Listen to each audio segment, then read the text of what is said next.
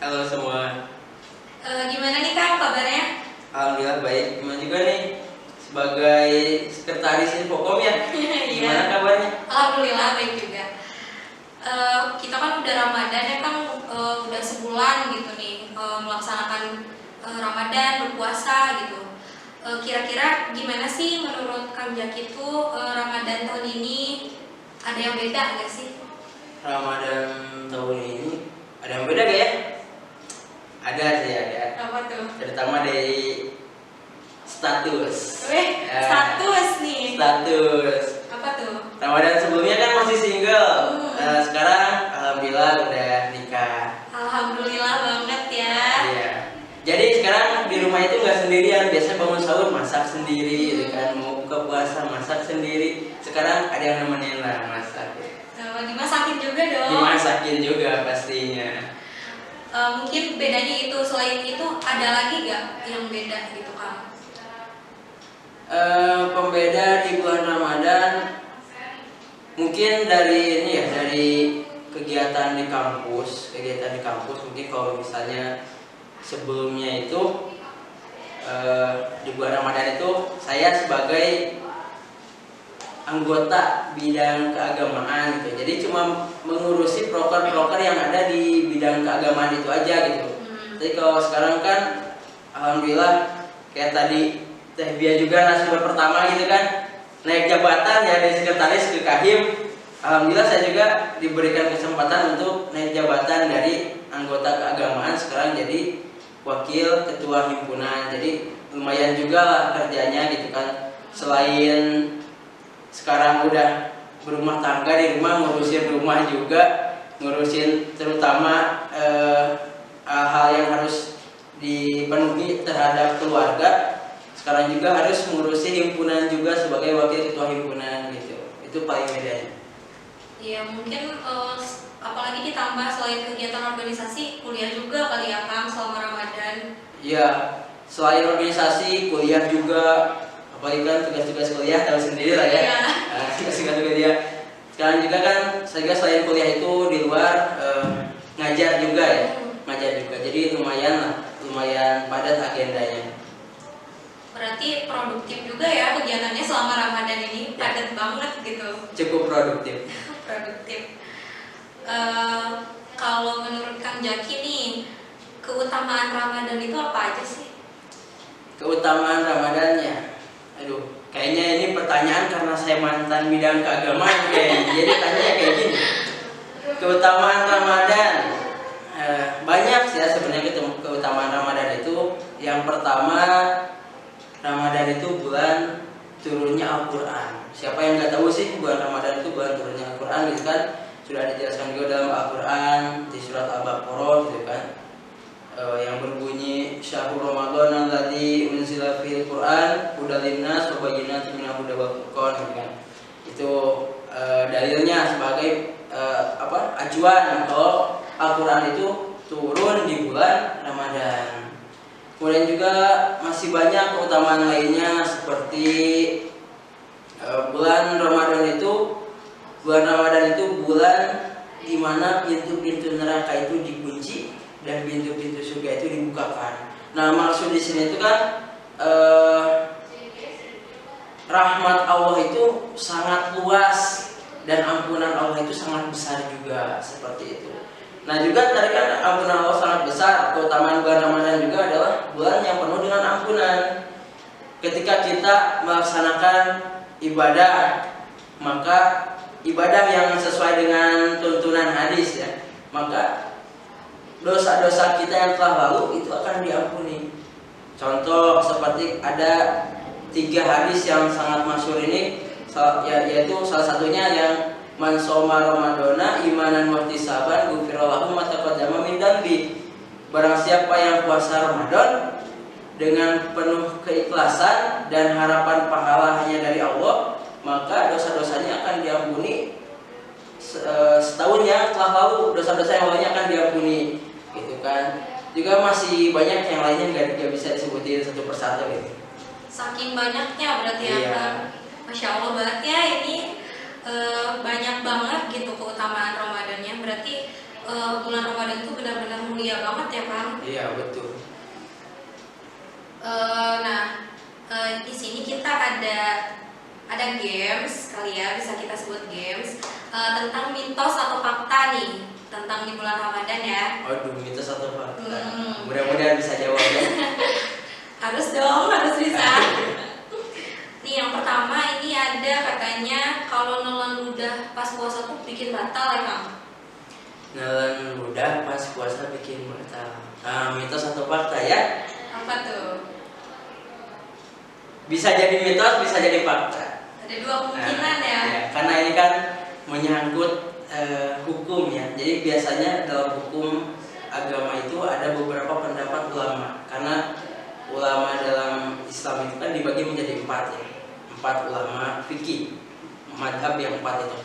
Nah ini ada 2 pendapat sebenarnya. Ada yang langsung mengatakan bahwasanya menelan ludah itu batal. Jadi apapun kondisinya, kalau menelan ludah itu batal. Jadi ludah itu harus dibuang terus.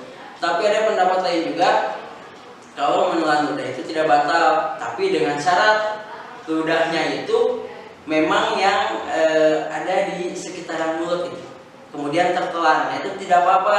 Tapi kalau misalnya sengaja, ada dalam beberapa riwayat juga dijelaskan sengaja mengumpulkan ludah di mulut, kemudian tertelan atau ditelan, itu batal.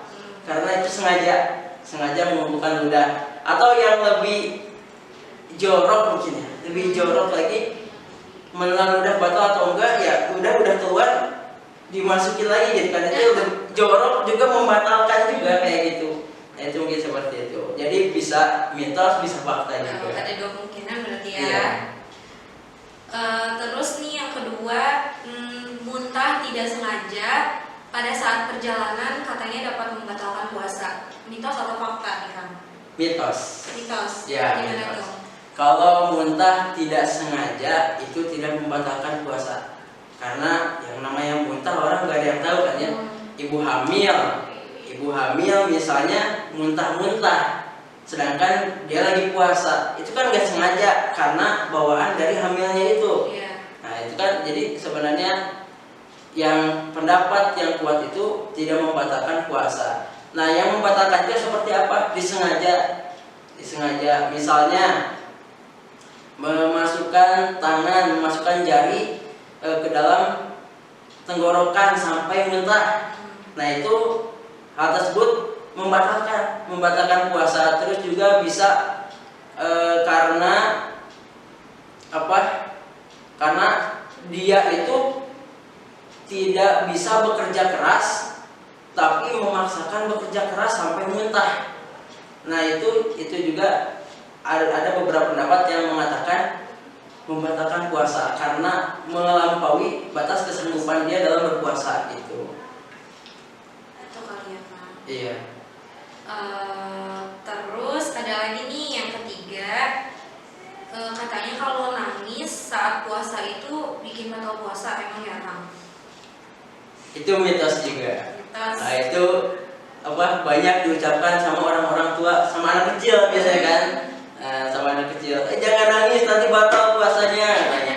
Padahal nggak seperti itu. Mungkin itu hanya untuk agar anak kecil itu berhenti menangis. Iya. Tapi sebenarnya nangis itu tidak membatalkan puasa, kecuali Ada kecualinya nih. Air matanya masuk ke dalam mulut terus ketelan. Nah itu bisa jadi membatalkan puasa. Karena apa? Tidak ada usaha untuk menahan air mata agar tidak masuk mulut. Seperti itu. Karena kan seperti yang kita ketahui ya, air mata itu asin kan ya, asin air mata itu. Jadi kalau tertelan itu kan ada rasanya. Nah mungkin itu yang dapat membatalkan puasa. Seperti itu. Kalau misalnya dibilang nangisnya aja itu nggak membatalkan puasa. Nggak membatalkan puasa. Mitos berarti ya. Mitos itu. Tapi kalau misalkan air matanya nih tertelan tapi nggak sengaja gitu, ada unsur ketidaksengajaan, gimana nih Kang? Tetap batal atau emang gimana? Unsur ketidaksengajaan sebenarnya lebih baik kalau misal sedang meneteskan air mata, lebih baik ditahan biar gak masuk mulut gitu. Kalau misalnya gak ditahan dan dia sengaja gak mau nahan sampai masuk mulut dan masuk tenggorokan, itu bisa membatalkan puasa kayak gitu. Berarti lebih baik nggak usah nangis aja. Lebih baik gak usah nangis. Kalau misalnya ada masalah yang nggak perlu ditangisi, buat apa nangis? Kecuali kalau emang benar masalahnya besar atau ada masalah apa yang harus ditangisi ya, itu silahkan, asalkan ya syarat yang tadi dijaga, jangan sampai air matanya masuk ke dalam mulut gitu. Itu ya, berarti mitos ya. Terus ada lagi nih Kang, katanya nggak boleh ngupil saat puasa. Gimana? Mitos atau fakta nih? Mitos. Mitos, kenapa tuh? Tapi bisa jadi fakta. Oh gitu, Iya. kenapa tuh? Nah, kalau yang fakta dulu nih, kita bahas yang fakta dulu. Kenapa ngupil itu bisa jadi membatalkan puasa? Nah, ngupil yang bisa membatalkan puasa kalau misalnya orang ini ngupil, terus si upinya kedorong ke dalam, kehirup masuk tenggorokan. Nah, sedangkan dia tahu kalau si upil itu masuk ke tenggorokan, nah itu bisa membatalkan puasa seperti itu. Kalau misalnya emang khawatir ada benda yang masuk ke dalam tenggorokan dari hidung, lebih baik jangan ngupil. Tapi yang menjadi mitos sekarang, kalau ngupil itu kan jarang orang juga yang kalau ngupil nyampe dalam dimasukin gitu kan. Biasanya luar-luarnya doang. Nah, itu mitos. Mitos kalau ngupil itu dapat membatalkan puasa. Kenapa jadi mitos? Karena kita sebagai umat Islam harus menjaga kebersihan kan. Secara dalam hadis juga dijelaskan kalau kebersihan itu bagian dari iman. Kebersihan itu bagian dari iman. Maka dari itu kalau misalnya ada orang Islam puasa lagi flu contoh, gak ngupil, nah itu kering kan, itu ada upil di hidung itu banyak kering. Nah, lebih baik ngupil gitu kan, lebih baik ngupil membuang kotoran tersebut karena kita itu mencintai kebersihan seperti itu. Tapi asal jangan sembarangan kali ya ngupilnya. Iya, jangan sembarangan karena ini yang menjadi adab bagi seorang muslim juga, kalau ngupil jangan depan umum, terutama jangan di depan guru. Jangan di depan guru. Nah, karena kita sebagai pelajar ya, karena mahasiswa juga masih pelajar gitu kan ya, masih pelajar. Nah, buat yang nonton mungkin ini ada yang masih pelajar SD, SMP, SMA, itu gak boleh kita ngupil di depan guru karena itu bagian adab dari seorang murid terhadap guru seperti itu. Kurang sopan juga. Kurang sopan juga. Terus nih ada selanjutnya, katanya kalau keramas saat Ramadan itu bikin puasa batal. Mitos atau fakta nih Kang? Keramas bikin puasa batal itu mitos. Mitos nih guys. Mitos. Itu hampir sama sebenarnya kayak yang tadi ya. Sama kayak yang tadi. Umat Islam itu mencintai kebersihan. Kalau sekarang selama bulan puasa itu gak keramas, misalnya pagi mau malam mandi malam gak boleh, mandi subuh dingin, siang mau keramas takut batal. Terus kapan keramasnya? Sedangkan orang Islam itu kan mencintai kebersihan, rambut harus bersih, semua badan harus bersih. Makanya itu keramas membatalkan puasa itu sebenarnya mitos. Kecuali ya kalau dia keramas sambil minum air, air digayung, ada sebagian diminum gitu kan, nah itu yang bikin batal seperti itu. Jelas batal dong ya. Jelas batal seperti itu. Terus nih ada yang keenam, katanya sikat gigi saat berpuasa itu emang diperbolehkan ya Kang? Mitos atau fakta? Sikat gigi saat berpuasa diperbolehkan, itu fakta. Fakta. Nah, jadi sebagian besar ulama itu membolehkan menyikat gigi saat puasa. Tapi ada syaratnya juga. Apa tuh? Yang biasanya kita kalau sikat gigi itu kan pakai pasta gigi, pakai pasta gigi. Nah, kalau bulan puasa itu jangan, karena pasta gigi itu kan ada rasanya ya. Ada yang manis, ada yang pedas, ada yang rasa arang, ada yang rasa mint. Nah, itu harus dihindari pasta gigi. Jadi kalau sikat gigi sebenarnya gak apa-apa asalkan jangan pakai pasta gigi. Boleh pakai pasta gigi kalau misalnya orang tersebut tidak khawatir pasta giginya akan tertelan. Cuma kan yang kita takutkan karena itu gigi ada di bagian mulut dan biasanya ada yang tertelan, lebih baik gosok giginya itu jangan pakai pasta gigi biar menghindari hal tersebut, takutnya ada pasta gigi yang tertelan seperti itu. Jadi itu fakta kalau misalnya sikat gigi di bulan puasa itu diperbolehkan, itu fakta. Berarti apa kalau misalkan kalaupun mau pakai pasta gigi lebih ke habis sahur gitu kali ya Kak? Iya, kalau mau pakai pasta gigi habis sahur atau habis berbuka. Iya. Kalau misalnya di siang waktu puasa, lebih baik jangan pakai pasta gigi, hanya sekedar menghilangkan kotoran yang ada di gigi seperti itu. Iya. Terus nih ada lagi katanya kalau berbuka puasa itu harus diawali dengan yang manis. Gimana nih? Mitos atau fakta? Fakta. Fakta. Fakta.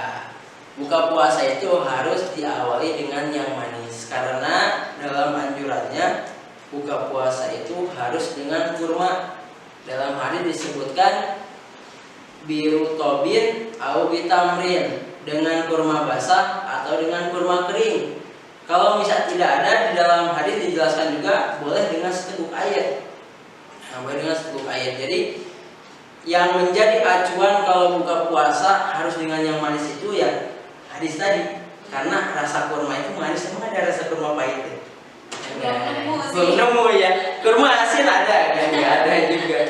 Jadi yang jadi acuan kalau berbuka dengan yang manis ya tadi, karena ada manfaatnya juga. Selama kita berpuasa, ini yang saya baca ya, menurut penelitian, kadar gula di tubuh itu kan menurun. Jadi kita lemas. Nah, kenapa berbuka dengan yang manis, terutama kurma 3 ya, kurmanya ganjil. Tidak hanya 3, boleh 5, 7 itu boleh. Tapi harus ganjil. Karena menurut penelitian juga, makan kurma ganjil itu gula darah jadi stabil. Oh iya. Ya. Kalau misalnya makan kurma dengan jumlah genap, itu bisa berlebih gula darahnya. Nah, itu kehebatan kurma itu ada di sana. Kalau misalnya dimakan ganjil jadi seimbang, kalau misalnya dimakan genap itu bisa berlebih gula darahnya. Nah, itu yang menjadi acuan kalau misalnya puasa dengan yang manis, karena kondisi kita sedang lemah di siang hari seperti itu. Tapi berarti tidak diharuskan juga ya Kang? Maksudnya kan ada beberapa orang yang memang kurang suka gitu dengan kurma ini. Iya. Rasanya. Iya, betul. Tidak diharuskan juga, karena apa? Ada juga yang menjelaskan kalau kurma ini hanya tradisi. Karena di Arab itu nggak ada bala-bala di Arab ya. Nggak ada gorengan ya. Orang Arab itu nggak biasa makan bala-bala gitu kayak gitu kan. Ada yang menyebutkan juga seperti itu, kalau kurma itu hanya tradisi. Kalau bisa orang Arab ya mungkin mereka terbiasa dengan kurma gitu ya. Sedangkan kalau di Indonesia kan biasanya gorengan, es campur gitu ya. Nah, itu boleh dengannya seperti itu. Jadi tidak harus lah, cuma disunahkannya dengan yang manis. Ya, seperti itu.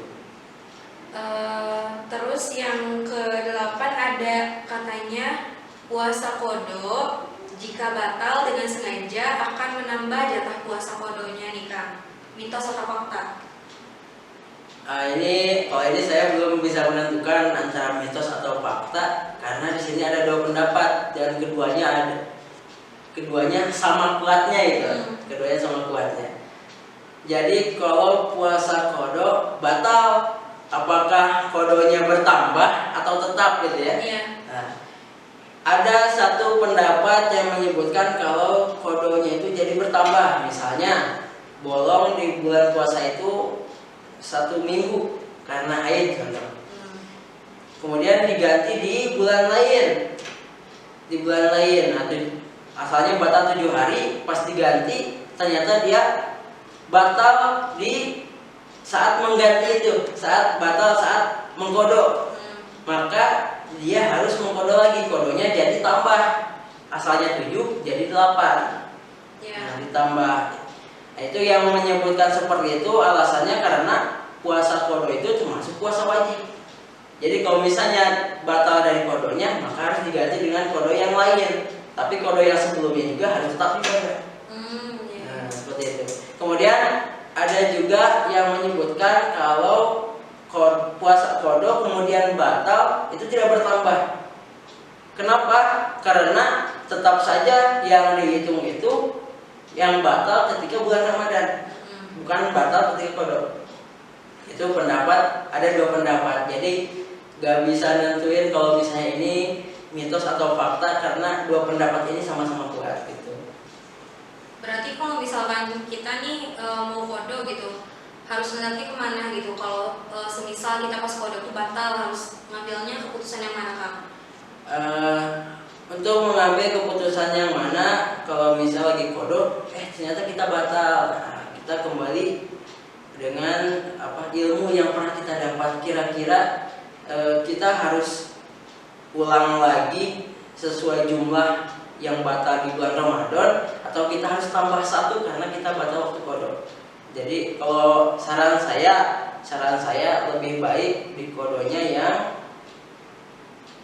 yang batal di bulan Ramadan saja, karena puasa kodo itu bagian dari Ramadan yang tertinggal, jadi tidak perlu ditambah. Kalau misalnya sekarang logikanya gini, bulan Ramadan 30 hari, batal 7 hari, terus waktu kodok batal sekali, batalnya jadi nambah 8 kali, itu puasanya jadi 31 hari dong, bukan 30 hari. Sedangkan bulan Hijriah itu maksimal hanya 30 hari. Nah, seperti itu. Jadi saran saya lebih baik kalau misalnya kodok ya gak usah ditambah batalnya itu berapa, ya tetap aja batalnya itu sesuai dengan di bulan Ramadan. Kayak gitu ya, berarti belum bisa menentukan nih mitos atau fakta Ya, belum bisa karena itu sama-sama kuat. Sama kuat ya.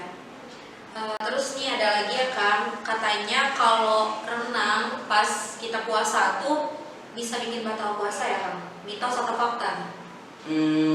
Berenang bisa jadi mitos, bisa jadi fakta. Gimana tuh?